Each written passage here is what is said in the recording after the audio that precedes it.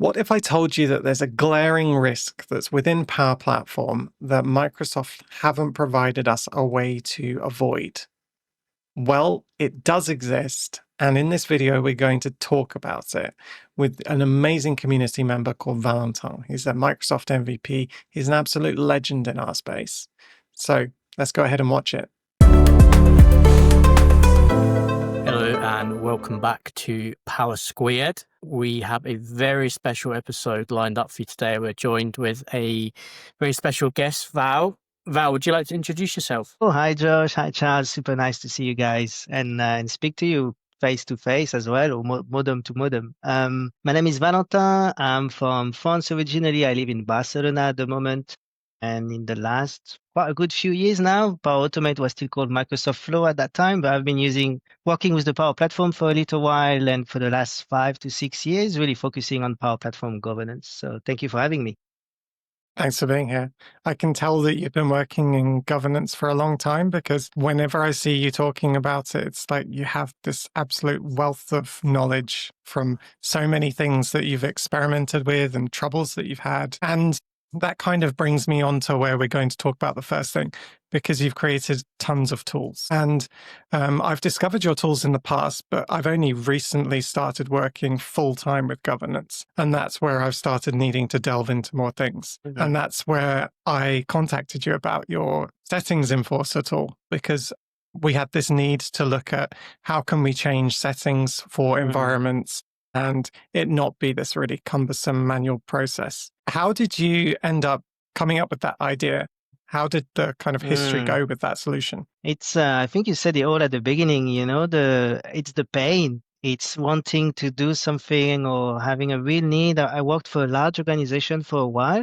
And so that brings a lot of challenges when you want to govern the Power Platform at scale. You need to find the right balance. You don't want to block everything, but you want to still block what really should be blocked. And when you have a really large organization, when you have a small Power Platform team at the global level, you need a way to delegate some things to other team, decentralized team, but you don't want to give them too much power. And I think the settings enforcer, the problem I was having is we wanted to allow others to be system administrators on their environments, but we didn't want to allow them to change all the configurations of the environment. And at that time, environment groups didn't exist. So I think that's one of the features that Microsoft released with environment groups is you can block some settings at the group level. But this brings another set of challenges because you need then the environments to be managed and there's some license implications. Not all organizations are happy to pay for this cost. That's a whole other debate, but that's how this specific solution came to life. I was thinking, how could we at global level control the environment settings for each environment at scale without having to manually go to each environment and then having to check every day to see if the admin has actually changed them themselves. So luckily, the way the platform is built, there's a lot of customization that can be done. Those environment settings, they're stored in the organization table for the most part, and you can change this automatically from a flow, a script, or something else. So I think, and I really enjoy doing it as well. I think that's another reason for all these tools is just I love the Power Platform, and by looking into how customizing or doing what we need in terms of governance, that allows me to keep up to date with the platform, which evolves really quickly, and also to understand how the platform works better. I didn't know about this organization table until I had that need to set those settings. So with the organization table and with the settings enforcer, how many of those settings that you have in the admin center would you say are available to be able to be changed with that settings enforcer? Are we talking about like 50% or is it closer to 90%? It's hard to tell, actually. I think there's a fair bit, but there's some of the modern settings, for example, some Copilot related settings, they're not stored in the organization table because I think those integrate with Microsoft 365 Copilot. So I don't really know what's happening. That needs to be checked. I wouldn't be able to give a percentage. There's a lot that's in the organization table, but not everything. And the way I was trying to find out is just by opening the developer tools and the network trace and changing the settings and seeing what's happening, what's the API calls made in the background. So when it's the organization table, you can see the Dataverse API being called. I wouldn't know how many settings. I just know that there are hundreds of columns of the organization table, and I don't know half of those columns. I wouldn't be able to tell you what they do, but there's some very specific ones that I think are relevant. So with the settings enforcer, I think that some people might think that that's not necessary if you've got managed environments because you have groups and rules, but that's not really true, is it? Because environment groups only have a limited number of rules that you can apply, maybe 23 at the moment or something like that. Whereas you probably want to apply a lot more of those. You said in your blog post about the inactivity timeout being an important thing as far as security is concerned. And the only way to set that is through your settings enforcer or manually. Is that right? Today I think you can use the pack CLI as well if you have some pipelines in Azure DevOps or to configure the environments. The problem I'm having with those pipelines is they need some setup. You need to have an application user set up on those environments, and so it's not always easy to do at scale. But it's true. The environment groups, it's a promising feature for those things, but it's still, you don't have all the settings there. They're making some of the ones they judge the most important ones, and some settings that they don't want people to disable, they won't make their way to the environment groups. So, then you always have it's always a risk though to use those custom solution, because if tomorrow Microsoft changes the way that one of those column works, then so it's always a trade-off. It's very fun to build, it's fun to use, but it does require a bit of work and maintenance, not only to maintain the solution, but to make sure that the solution still does what it did a few months ago. And being ready for if something changes, you act quickly. Absolutely.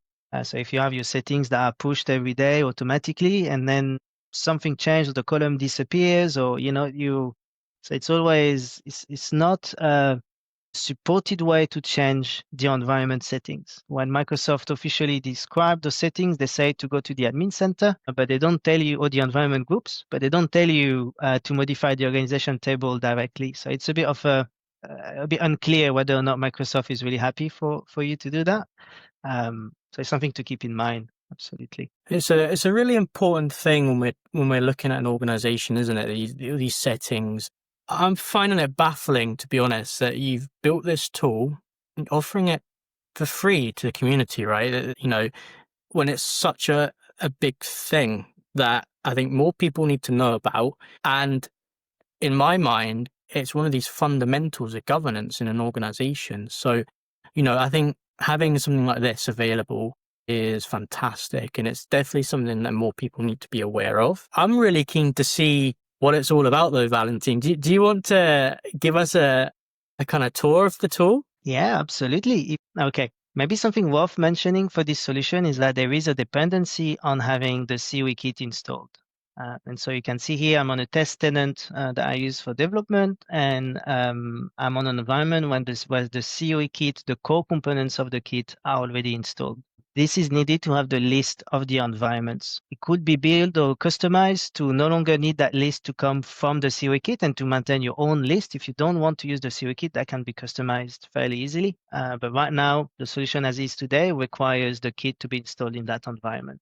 And if we look at the solution, it's mainly composed of a model-driven apps to manage the deployment of the settings, and a few cloud flows, and also the tables to manage those settings. But maybe I can go in the app directly. I will zoom in again. And so the way the solution works is there is that setting option that basically maps the column of the organization table into this setting option table. So each row that you can see here in this table corresponds to a column of the organization table. Basically a setting in the admin center. Absolutely. Absolutely. So for example, AI prompts enabled. If we go in the admin center and we go under the settings, the feature from the admin center, there will be a setting around AI prompt here. And turning this on or off is actually changing the value of the column for this setting in the organization table. And so when we click on this setting option, we can see the technical name of that column. It's AI prompts enabled in the organization table. So that's the first step to use the setting deployer, is to create all the settings that we want to be able to manage via the app. But Val, that's so many settings. But you have something to help us, right? Absolutely. So this has 22, but it's a bit cumbersome to go through the organization table and check all the columns and understand how they work. What I did is in that solution, I include a flow pre-populate common setting options. And this flow will basically import all those common settings into the table. So it's a big JSON, an array to set up this table with some common settings. You can always add your own afterwards. Those ones, I describe them in my blog as well. So in powertricks.io, you will find the settings enforcer. And I describe the common settings that I'm including as part of the pre-populate flow. I love that you did that. You saved us so much time, but also you told us that these are important ones to look out for. So that helps us again. So yeah, Thank you for that. And the flow runs so quickly. Yeah, it is quite quick to create those items. Now, it's something I try to revisit every 6 months or every year because Microsoft always pops a few new settings in it that are relevant. Recently, they added a setting to manage the guests, which is pretty interesting to be able to define whether or not guest account can access an environment resource. Is there an easy way for us to keep up to date with these kinds of features? Like, are you notifying anyone somehow or something like that? At the moment, no, I'm even struggling to keep up myself. So it's more when out of the blue, I realize there's a new setting and then that is relevant for me based on the work I'm doing for the company that I'm working with. And then I will then add it when I have time. But do you have a way for yourself to keep up to date with it? Or is it just a case of continually looking at the admin center and then you notice something new one day? Yes, it's more when I hear about a new setting in the admin center, and then I'm always wondering, is this something from the organization table or is it something managed elsewhere? And so this is what usually I check. It could be checked, though. You could have another flow that will check all the columns, checking the metadata of the database table, and when a new column is detected, it will send an email. That's you just gave me the idea of a great enhancement. That sounds very cool. You have automated notification, but even if you know of a column, always suggest to really make sure you are 100% sure of what the column is doing at that setting before adding it in the tool. Yeah. So we've got our settings there. Can you quickly run us through the configuration and policies and it actually running? Absolutely. So those settings, these are just settings, essentially the column of the organization table. The next step is to define the values you want for those settings. So for example, you can create a new one and say disable Copilot, for example. That's going to be the configuration of a certain settings. You can look for the Power Apps Copilot setting option, and you're going to say, okay, I want this setting to be configured as no. I want it disabled. And then you will click Save. So this is essentially saying that the setting option to enable or disable Copilot, I want to set it to no. Meaning it will be disabled on any environments this is applied. That's the same as if I'm in the admin center and I look at that setting and I tick yes or no, that's effectively what we've just done there, right? Exactly. Some settings are yes, no to enable or block, and some other settings you can add a number, for example, the timeout session. But this is essentially exactly what this is. Okay. And then once you have those configuration defined, you need to include them in a policy. And so it's a little bit like data policies we have in the admin center. It used to be called data loss prevention policy. You can create a policy and say, okay, in this policy, I'm going to add this, and this setting configuration. So here is a policy that will disable prompts and AI builder preview models. In this policy, you can add all the configurations you want. So here we have only those two ones, but you could add an existing one and add the disable Copilot configuration that we've just created. And I interject here. So what I love so much about this is that you can basically have your different groups, can't you? So you can have your brand new system developers, your brand new makers who you don't want to give them too much power yet because they need to learn the system a little bit. You don't want them to cause any damage by mistake. And then you can have another group, which is where they're a bit more advanced and you can give them a bit more freedom and so on and so forth. So it gives you so much flexibility. Absolutely. I really tried to replicate the feature of the data policy. When you, instead of selecting connectors for a data policy, here you select setting configurations, and then you define the environment you want to select for this policy. So in that case, I have 3 environments selected, but I could add some more, and it will look at all the environments I have in my environment. This is looking from the COE kit environment table. So when you have saved your configurations and your environments, will it automatically run? What happens? Now, what happens is you have the choice. You can say that you want it to run automatically every day. The reason is, and I was working for an organization where system administrators were really clever and really cheeky. And so even if I was to set the setting once on their environments, I wasn't sure that the system administrators will not change those settings back. And it's not necessarily that they have bad intentions, but maybe they don't know. Maybe one day they realize they need a setting, they forget, or they didn't receive the information that those should not be used.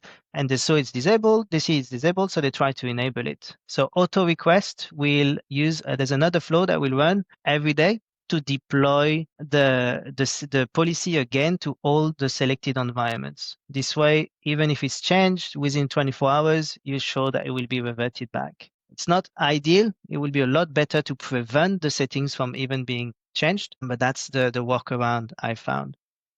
And to go even deeper, maybe if you have that flow that runs at the same time every day, technically the system admin could have the same flow that will run every day as well to change the setting back to what they want. And so you have an environment variable in the solution to have a random delay when that automatic flow runs, so that it doesn't always run at the same time. It will run at the same time, but then there will be a delay before the setting is applied. So this is just to spice it up a little bit for the administrators. I love that feature, but I have to ask, did you create that feature because of someone timing your deployments, your flow runs? No, I didn't actually, but I was just thinking of what I would do if I was a system administrator on these environments. Before working in governance, I was really on the maker side, building solutions for the business. And so I wanted everything to be open all the time. And if I could enable something that was blocked, I would always try to do it. Really my worst nightmare today, this is who I was before. So I try to anticipate a little bit, but mostly that people helps you to be very strong in governance. Yeah, a pain in for the makers. But it's just trying to anticipate, and it's not only about intentions. It's also sometimes people don't know, and so just have to cover your back a little bit. And so I'm just looking there. We've added our settings, we've added our environments. Really intuitive, may I add, really simple to grasp and yeah, which is great. How do we make that go live then? I see there's a deploy button up the top. Is that the magic button that kind of sets us going? Absolutely. So if you click deploy, it's confirming that you're sure, because from that moment, if you click OK, those settings will be changed on those environments. And if these are features in use, it will impact the users. So always just as a way to prevent any mistake. But once you click OK, what it's doing is it's creating a row in a table called policy deployment to indicate that this policy is being deployed. And this will trigger a first flow. This flow will look at all the environments included in this policy. It will also look at the settings that are included. And it's going to create the payload to send with the Dataverse API to update the organization table. So from our separate rows for each configuration, it's generating this payload. In that case, we want the prompts to be disabled. We want the preview models to be turned off, and the maker copilot in Power Apps to be disabled as well. If there's a really large organization and they have hundreds of environments they want to apply this to, is it going to take a really long time for it to process all of those environments? I don't think it will, because this first flow will create one row per environment where you want to deploy the policy to. And then creating a row for each environment will trigger another flow that actually does the deployment. And so if you have 100 environments or just 10, you will just have 100 instances of your flow that will run in parallel, or only 10, but it's not going to impact that much the settings. It's only one API call, one Dataverse call to update the organization table. And so here we can see those three policies have been deployed already. And you can see the flow run history if you're interested in seeing exactly what happened. But you'll see that the flow is fairly simple. It's getting the information about the environment, it's finding the organization, table, and then it's sending a request to the organization table to update with the payload. That's really cool.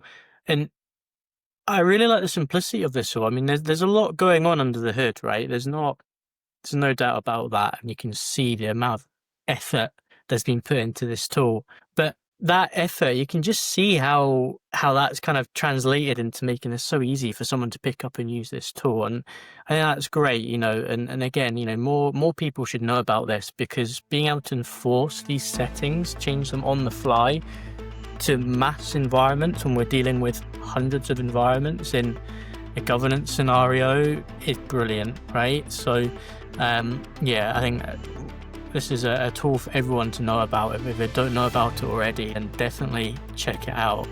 It's great. Do you have any closing comments before you maybe look at another tool? No closing comments. I just think that everyone should be looking at this if they're working with governance with a Power Platform organization, because there's nothing else that can do this at the moment. So it's the tool to use, I would say. So that's it for part 1 with Valentin and his amazing settings enforcer tool that is absolutely vital, I think, for every organization to have until Microsoft do more about this. And in part 2, we're covering something else that he's created that is really interesting and again, very cool and important. So we'll see you in the next video.